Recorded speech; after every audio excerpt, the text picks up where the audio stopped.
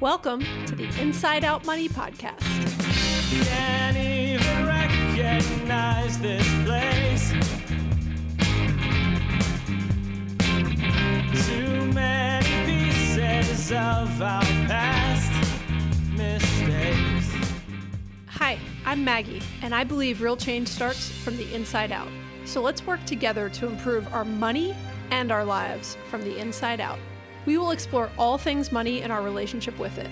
Join me each week with a rotating set of co-hosts, friends, and interviews. Let's jump in. It's time,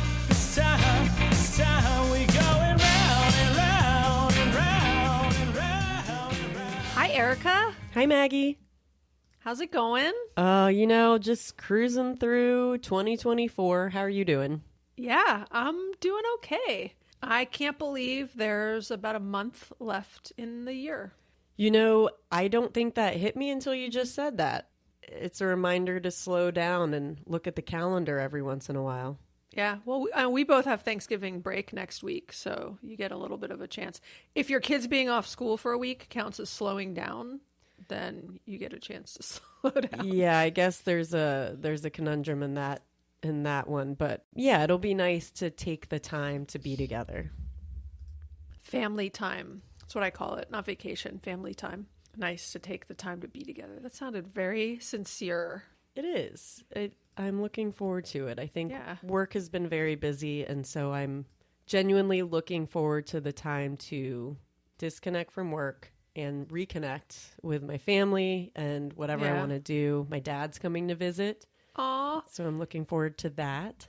You know what I just remembered? Well, two things. One, I was reminiscing about when your parents still lived in Atlanta, so you would come here for breaks. And so now they don't. And it's like, it's kind of sad because I used to get to see you on major holidays because of that, which is kind of sad. And then your parents would always have, was it Christmas Eve or Christmas It was Day? Christmas night. They would Christmas have night, a big like a old dessert. shindig and we'd all hang out. I know, Yeah, those and it were was fun. good was, memories. Closer to college and in our 30s, maybe even. I or think late that's right. 20s. Yeah. Those were good memories. And I was just thinking I miss that in our tight friend group from high school, a lot of people's parents don't live here anymore. They've moved away since then as retirees. They've gone your dad went to Florida, Megan's parents went to, I don't know, a Carolina somewhere. Yeah, one of the Carolinas. And it's no, so people don't come home anymore. Yeah, it is.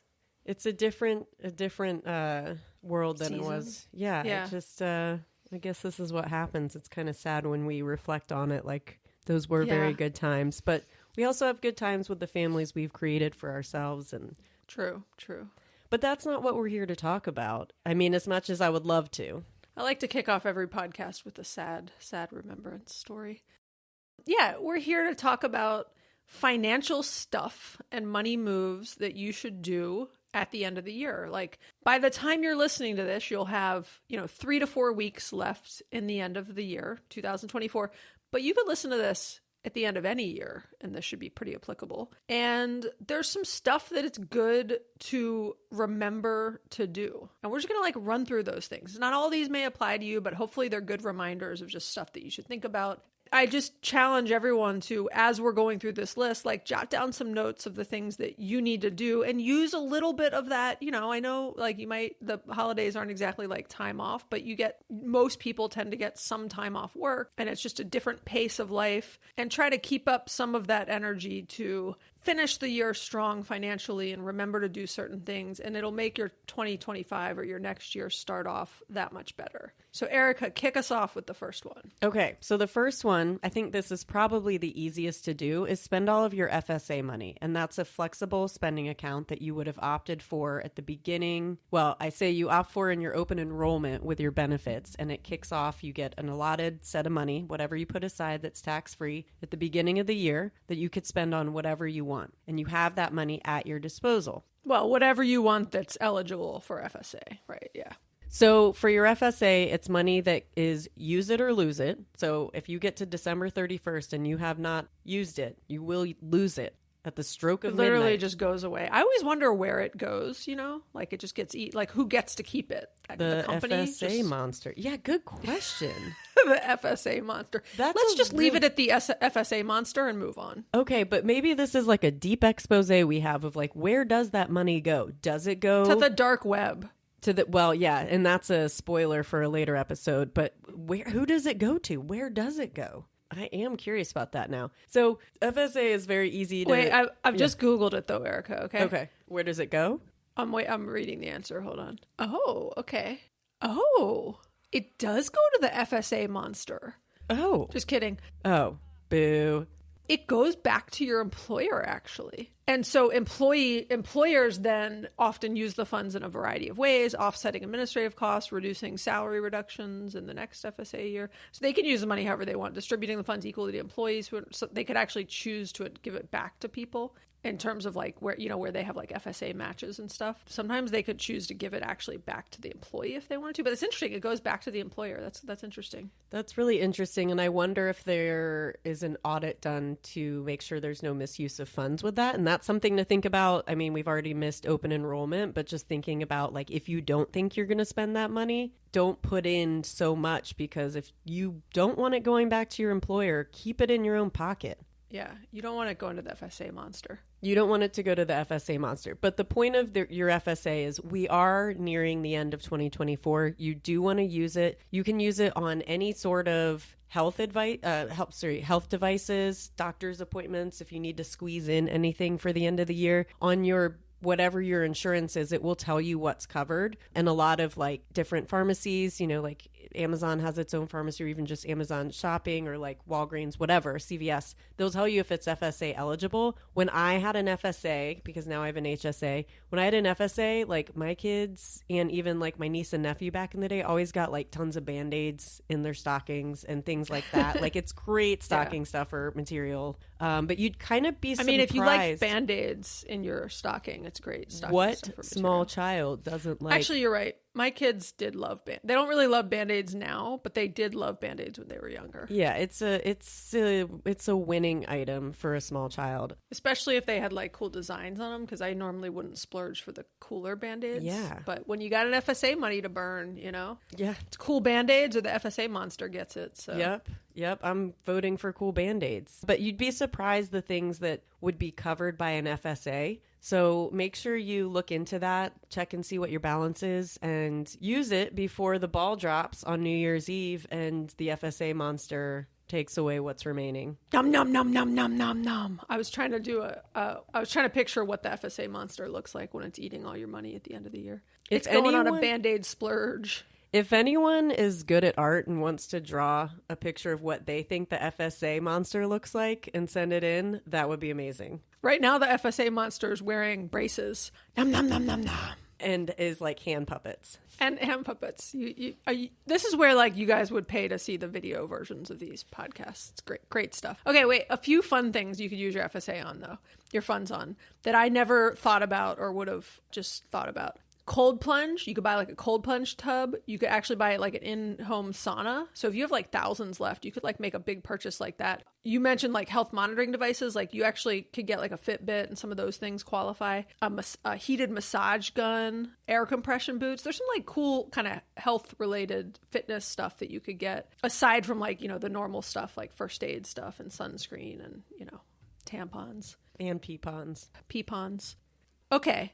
So the next thing to think about is maxing out all of your tax advantaged accounts. So these are not only going to boost your savings for the year, but they're also going to provide a lot of great tax benefits, which further boost your savings because it reduces your taxable income.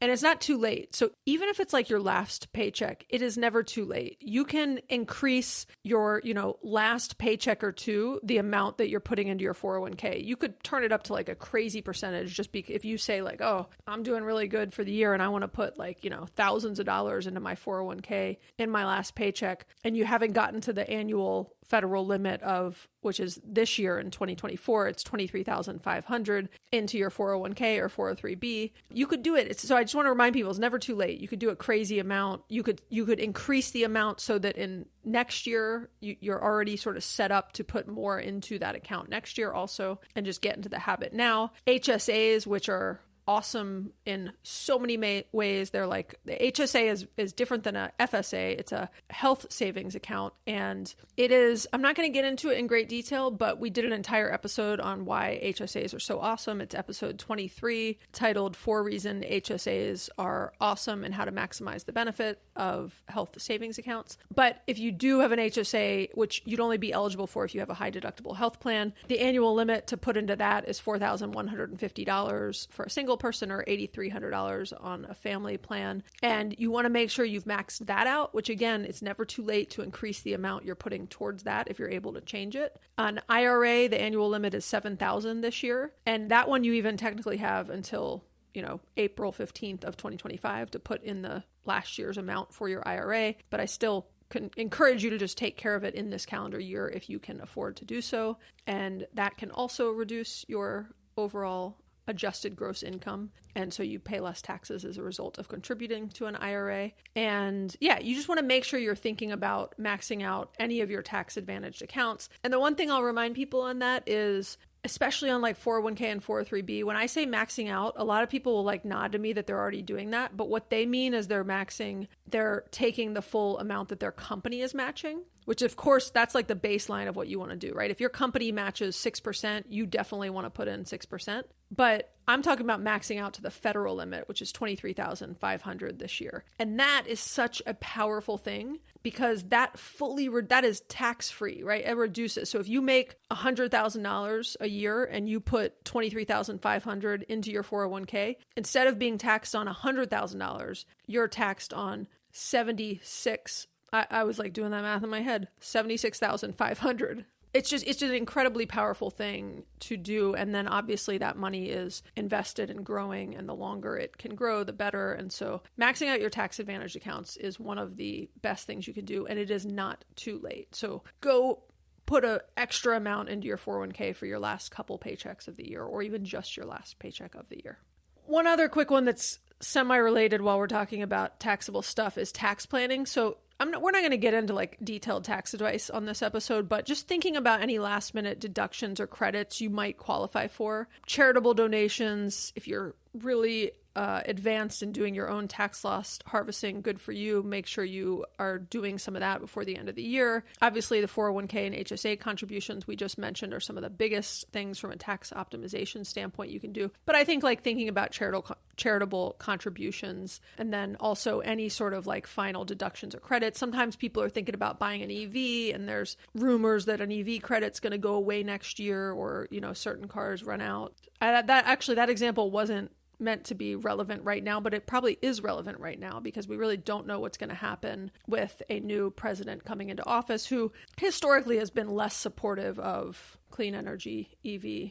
Even with Elon on his squad, we don't know how some of that will pan out. So we'll see. Yeah, and I guess I could speak to that a little bit since the landlord and I did just purchase an EV because the sweet Lexus we've talked about in this podcast, she finally, after 27 years, she decided she was done with us. Can we take a pause though and appreciate that you didn't have it for 27 because you didn't have it from the beginning, right? Your parents gave it to you. No, I bought it on my own, not from them. I bought it from I thought you bought it from them. I know Merritt thought the same because my dad had a very similar car. He had a Lexus, and I'm fairly certain, I think he would deny it, but I'm fairly certain he only bought the Lexus because at the old Braves Stadium, there was a Lexus lot. And if you had a Lexus, you could park in it for free, and it was closer to the stadium. And I do feel fairly certain that that's why my dad bought a Lexus. I could see him doing that, actually. Yes, and actually I respect that. So he had a very similar one to me. And so when I was looking to replace my old car, I found this car in the DC area with like very, very low mileage. So I've had the car for 17 years. And actually,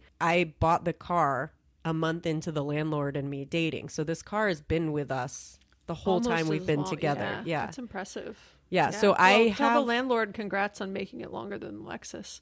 Right? Yeah. But that's impressive that you've been driving a 27-year-old car and you've had it for 17 years. Like, that's awesome. Yeah. And, so it felt okay. We got an EV. It felt okay. Like, it's time. I mean, we have another car in between. It's 10 years old. But so we got the EV, and we did take advantage of all of the tax incentives. There are loopholes. Maybe maybe there's a future episode for that before Yeah. we know what tax implications look like going forward. But we leased the car and there were significant upfront rebates that we took advantage of, knowing that they might not be there. Yeah. And it was a good situation for us. Yeah, that's awesome. We also bought a car this year for our 16-year-old, an EV, a used EV, and we're able to, it's actually Greg's ex-wife that was able to qualify for a $4,000 rebate. So that's super cool that there's, and you got way more than $4,000 in terms of rebates on Well, your that was a situation. loophole through the leasing versus, I shouldn't say a loophole. It was, But it's legal, so.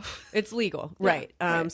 Some certain senators might take issue with it. However, it's considered a fleet vehicle if you lease, and so that is where the benefit comes in. And then you have the residual value that comes out later, and you know what you can purchase it for. Or like in the case of EVs, the technology is always changing, or we don't know Yeah. what the status of EVs will look like in 3 years at the end of our lease. So Yeah. it gives us flexibility, especially when we were in a crunch to get the second car, take advantage of the tax rebates. Well, that's how Nissan Leafs got so popular, is they had that whole thing where you could like lease it and like almost make money from it based Right. on how much of a credit you were getting and the cost of the lease and all this stuff. And so it's like you almost got like a free car for 2 years.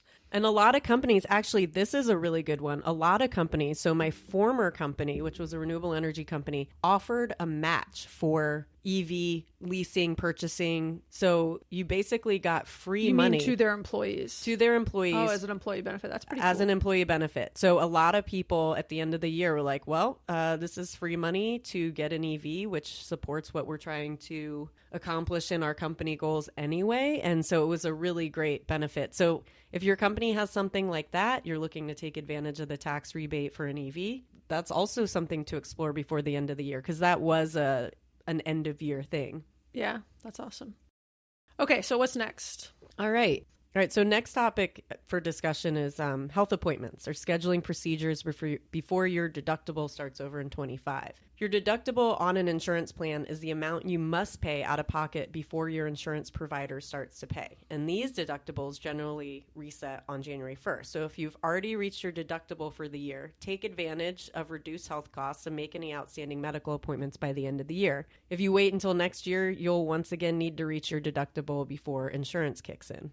Cool. And obviously, if you are nowhere near reaching your deductible this year, this may not be relevant to you, but a lot of people already have reached their deductible. Like Greg just hit his deductible because of his shoulder surgery. And so all of his physical therapy appointments this year are like totally free because there's nothing else he can pay. And so, he's trying to get in as many of those as he can this year. And even the timing of his surgery was good based on some other things. And so you just want to think about your deductible because it can, thinking about the timing things strategically can save you hundreds or thousands of dollars.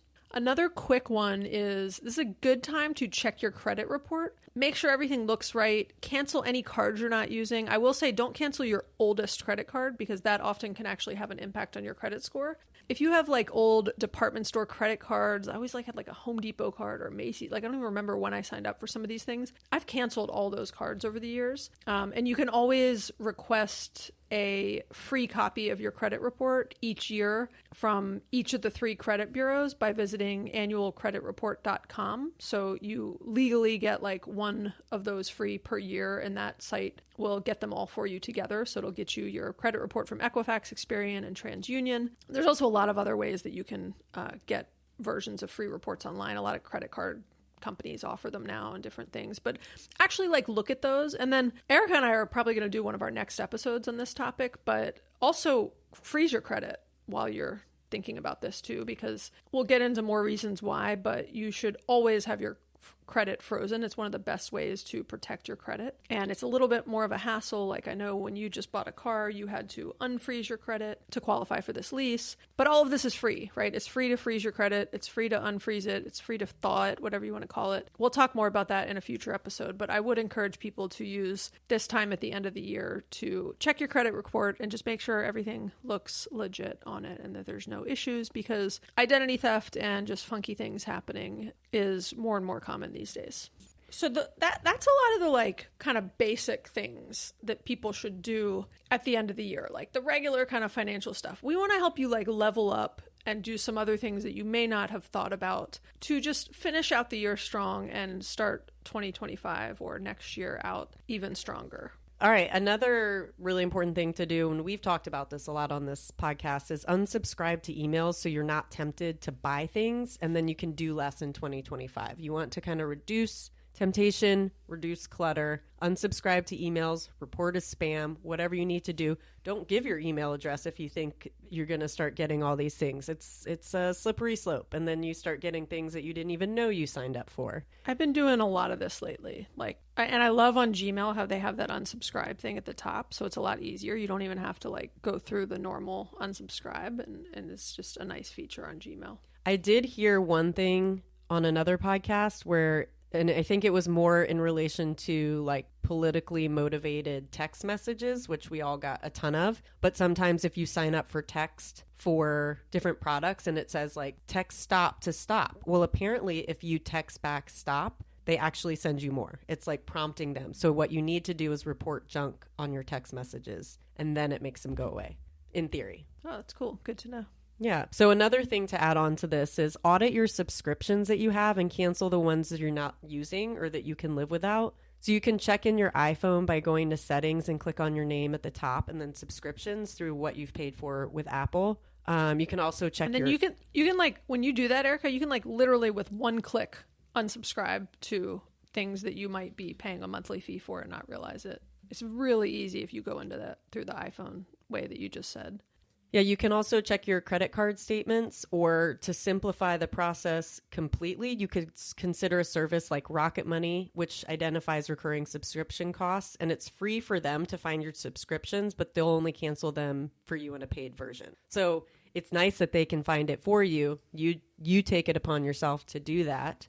Another option, and this is what I've started using because after last year's roundabout with all of the podcast hosts, everyone had switched from Mint to Monarch. So I started using Monarch. The landlord and I now use it very regularly. It does track your subscriptions and your recurring payments. So you can see like there's something there that you've never even recognized that you are paying for. So that's another great way to track your subscriptions. It's also a great way, like we talked about on this podcast, to just track your expenses. And maybe if you're looking to set an intention, 2025 would be a great time to sign up for Monarch, track everything through there. It's constantly improving. Since I first joined, they're like always looking for feedback, and they do actually incorporate feedback, and they're coming out with new features. And it's been really great for me to check like our spending, where we're saving, where we're spending most money, and just keeping an awareness around where our money is actually going. Erica, I have a really important update to share regarding that, actually. This is very timely and related. Okay. You haven't heard this episode yet, but I'm just going to like, the listeners will have heard this. And so I'm going to like, you're going to be in on it with them. You're hearing this at the same time as them. This is not as exciting as your eyes are making it. Like, you look like you're really intrigued, and this is going to be like a letdown perhaps. But in an episode that will air the week before this episode, so you haven't even heard it yet, Erica, Liz and I don't even remember what we were talking about. Spending less money, something like that. And we were talking about Monarch and Wealthfront and how much we love them, and how, you know, like Liz made some joke. We were like, oh, they're never gonna, we don't even really want sponsors, but like we don't even say Wealthfront's name right, so they're never gonna sponsor us. And then Liz was like, be real, you don't even want a sponsor. You just want a hoodie. And I was like, you're right. That's all I want. I just want a hoodie. And so, well, that's fair. I said in the episode, I was like, I'm going to email them and like ask for a hoodie. And I did. And I emailed the CEO of Monarch. I just guessed on his email from LinkedIn. Hey, Val. And he replied to me and like copied in his chief of staff, and they're sending me a hoodie. It hasn't come yet. That's amazing. I know. Congrats, and Wealthfront Maggie. said they don't have hoodies, but they're sending me a t-shirt. So I just want you to know, I just sent a very nice email and was like, I'm a big fan of your product. I have a podcast. I always recommend it. I'm not even looking for sponsorships.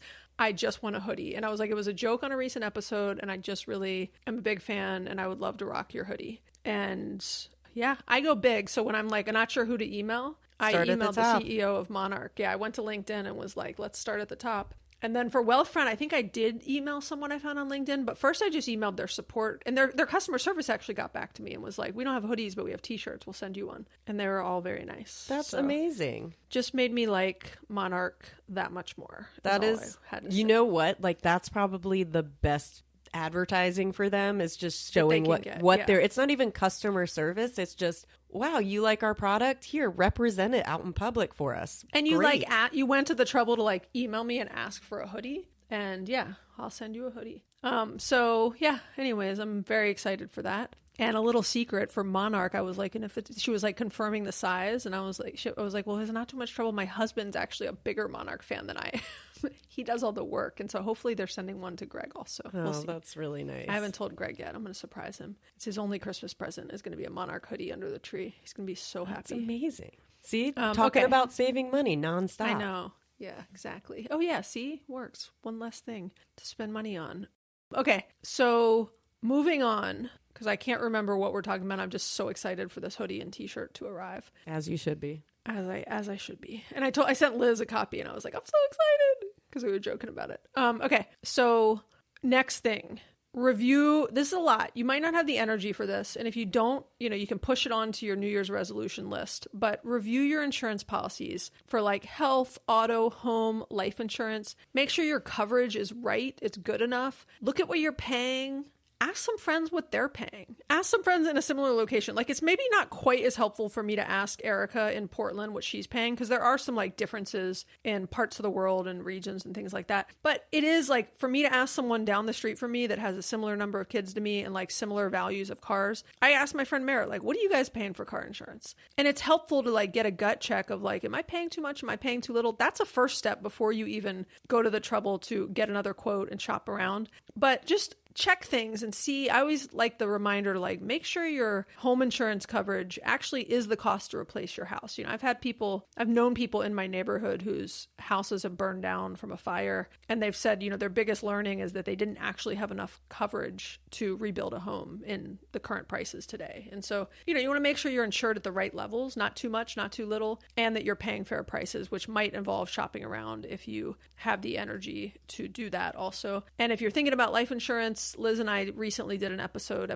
80, titled We're All Going to Die, so let's talk about life insurance. And I would definitely recommend you listen to that one if you want to think more about life insurance. So I'll add something to what you just said about shopping around for insurance, because we do have this new vehicle and it is not a 27-year-old vehicle. Our insurance will be very different than what it was on Sweet Sweet Lexus. So I like how you call it the Sweet Sweet Lexus. Was that its name? R.I.P. No, it's Lucille. Her name's Lucille, okay. but I like to call her Sweet Sweet Lexus. Yeah, I put the landlord in charge of the insurance because I did all the car buying.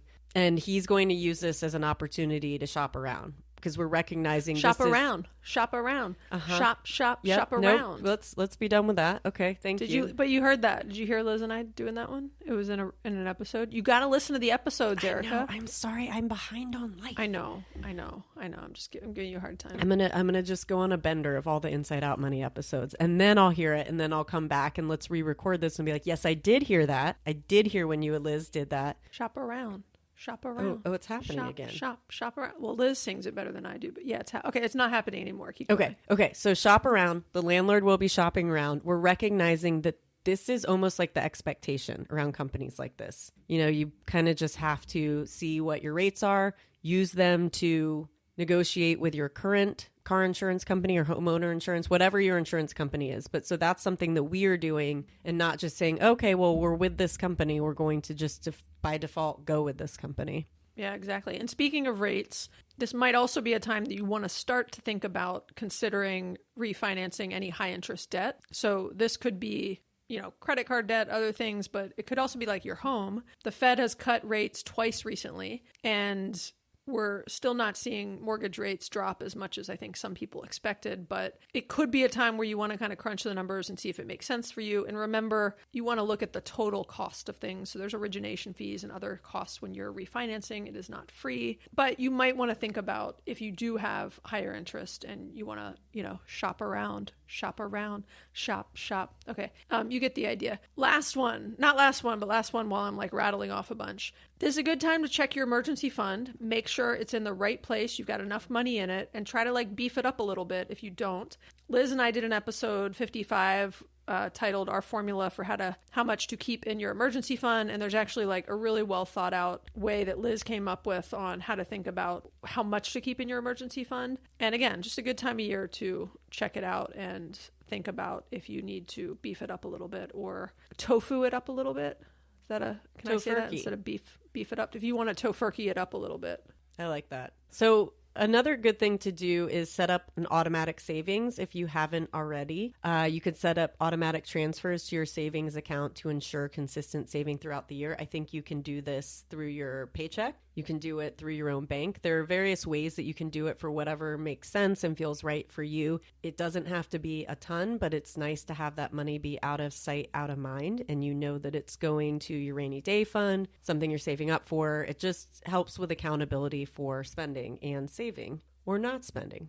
Yes. And then the final thing is set some 2025 financial intentions. For example, paying down any high interest debt, get a will in place, etc. Things that have been on your ever expanding to-do list that we all have. I would like to meet a person who doesn't have one of those. Oh, I met one recently. Oh. A 16-year-old that lives in my house about half the time. I asked her if she keeps a to-do list, and she said no. I was trying to suggest it might be a good thing to do. And I said, well, where do you keep all the things you need to do in your head? I mean, sorry, like, where do you keep all those things? And she just pointed to her head. And I was like, well, how's that working for you? Because we had just talked about something that, like, she forgot. And she kind of, like, laughed and then went back to her phone. Well... I don't know if that's the example. I mean, I give her a lot of credit for just like, yeah, I don't have one. Yeah, I was impressed, honestly, that I wasn't being at some point when I was like, how's that working for you? I wasn't totally being sarcastic because I was like, well, and I did tell her, I was like, it was like a compliment sandwich. You know, there was some feedback in the middle, but I was like, I mean, I'm impressed with how on top of things you are, given you don't have a to-do list. Cause I was like, I couldn't operate without a to-do list. Like I would forget the stupidest shit without a to-do list. I wonder how effective to-do lists truly are, or like if there is a better organizational way to do them, because you could look at something on your list and be like, I just do not have capacity to handle that right now, or I just don't want to do it. You know, so like what is the most effective way to have a to-do list and check those things off your list? I mean, the quick answer is everybody's different, right? Like how their mind works, what works for them. But like, I remember when I was working, I had my to-do list, and this is a whole system. I didn't come up with this, but there's people who like you prioritize, you kind of organize your stuff by like you size things, and or you like kind of have locations of like, you know, when I have like low energy or high energy, like these are things that take high energy, and I would size things like 1, 3, 5, and I would have a number in front of them. And there's times when I'm like, all I have energy for is some like little baby ones, you know, like I could knock out like a quick thing where I need to, you know, pay a bill or do something quick, but like I can't do this big project, but I can like email this person to follow up, right? And so, because I often am like looking at big things, I'm like, yeah, no, that's not going to happen right now, but I could do a couple things, and maybe that'll build momentum to me wanting to do a few more things. Yeah, no, the 1, 3, 5s, that's actually a really good idea. Yeah, it was not my idea, but it came from somewhere. But it that's in our questions of like, you know, the dark web and, you know, to-do lists is how to prioritize and manage to-do lists is a never-ending topic, and there's entire books and blogs and podcasts and things on that very topic alone, and then tons of crazy new apps and like things that are, you know. Well, then I will Anyways. reframe this and say, prioritize what you want to accomplish in 2025. For example, for the landlord and me in 2024, completing our estate planning was a must. We paid for a service that was only for 1 year. We had a time limit, so that was helpful. We did complete our estate planning. That had been on our life to-do list for probably like 10 years. That's awesome. Quick question. Yeah. Is my name in any of those documents anywhere? Just as the notary. Oh, thanks. Yeah. I'm not going to be able to even notarize them for you, though. But hey, anyone in Atlanta, I am a notary, so hit your girl up if you need some free notarization. Yeah, and actually, I'm a notary if you need a notary in Portland. Only for another year. I will let my notary lapse. You're not going to... Why aren't you going to renew that thing? Because I used it for work, and so okay. I don't really need it as much. I think it's such a nice thing. I am always like doing it for people in the neighborhood. I love it. It's just so I am easy. too, so I take advantage. I do it more for personal reasons now but it's so infrequent that I to keep up with it. Anyway, Okay, set a we're priority really list. good at getting off topic. We are off topic. Set a priority list for the larger intentions that would be beneficial to your finances for 2025. You probably know what that looks like to you. Maybe you can peruse these podcast episode topics to get some info, but just try to set a goal for yourself. I think if nothing else, to have it done, you get that sense of accomplishment for something really major that just, it feels great. And you've done something really good for your finances, for your future finances. And that's pretty special. Yeah, I agree. Okay, question for you, Erica. For this year, so not looking ahead at next year yet, but you got, a month left in this year. Are there any things on this list that you are needing to do on this list or off this list, financially related, that you want to make sure you get done before the end of the year? Shopping for insurance for our new car is one. Right. Okay. But you delegated that to the landlord. I did so delegate well that. Done. Thank you. Yes. I did delegate that. For myself, good question.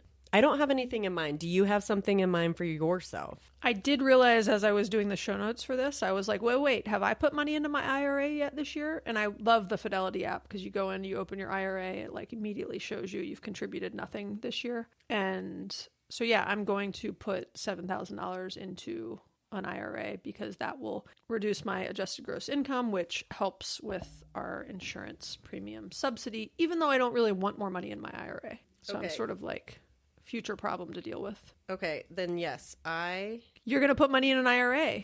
I am. go. Because I recently switched to an HSA and I realized I never invested it until I was doing open enrollment this year. And it's one of those things where the landlord's like, what are you investing? I'm like, I don't even remember my password. This feels so... And this is a Invasive common that he would theme. even ask you that, right? Right. This is like a common theme, but it just feels so overwhelming sometimes. It's like yet another thing that feels overwhelming, but I need to do it. And so having this conversation is a good reminder. I just made a to-do list for myself. Log into your HSA and then invest it in an index fund. Yes. Or send me your login and I will do it for you. Thank you. No, I'll put the landlord on it. He's chomping at the bit for those investments. Got he gets it. so Okay. excited. Yeah. You should have seen the spreadsheet exciting. he had going for the finance options for the new car. You should write him a little love note that's like, thanks for everything you do. Here's my HSA login and password. Go invest it, baby. I appreciate everything you do. Love you. Right? That is a love note. That's his Yeah. love language. And then put it make it like an official love note, and put it, and then put lipstick on your lips and kiss the outside of it and on the envelope and then put it on his nightstand. In a cutout construction paper and heart. Exactly. Yeah. Uh-huh. Yeah. Okay. We really know the way to romance. I do. Okay. Well, I can't remember what this topic or episode was about, as usual. Just kidding. End of year money moves. I hope this has inspired people. It's inspired us a little. It's helped me to remember to do some things. It's helped Erica to log into her HSA. By the way, Erica, just to make you feel better, when Andrew and I asked for case studies, a ton of people, and one of the ones that you'll hear soon is people that are like, I don't even know how to log into my accounts, and I can't remember what I'm invested in, let alone how to log in. And so that is a very common issue. I always think the first step is to sort of forgive yourself and move past it and realize that that's normal and you're busy and you got young kids and a busy job and all this stuff, and just commit to fixing it in the future. Yeah, that's a really good point. Okay. Well, I think we've done it. I think we're done. Yeah, I agree. I think we've covered everything for this topic. And thanks for listening, everyone. We know your time is limited and valuable, and we appreciate you spending some of it with us. And if you enjoyed today's episode, please give us a written review on Apple Podcasts or Spotify. We truly appreciate it. We also really encourage you to share this episode with a friend or family member. It's a good time to say, hey, I didn't get you a Christmas present this year, but listen to this podcast and that's your present, Just kidding, sort of. But it, I think, encourages your friends and family to also remember to do this end of year stuff. And then you guys can discuss it over Christmas when you guys are, whatever holidays you're enjoying with your family. You guys can honestly catch up on like some money discussions and kind of ask. I firmly believe more people should have financial discussions and check in about things money related, especially with your closer friends and family. And so use the holidays as a time to do that. And you can also subscribe wherever you listen to podcasts. If you have any thoughts or questions, we always love to hear from you, and you can leave us a voicemail or text us at 404-981-3370, or you can always hit us up on Instagram. Okay, happy holidays, everyone. Happy holidays. Thanks, Maggie. Thanks, Erica. Bye. Bye.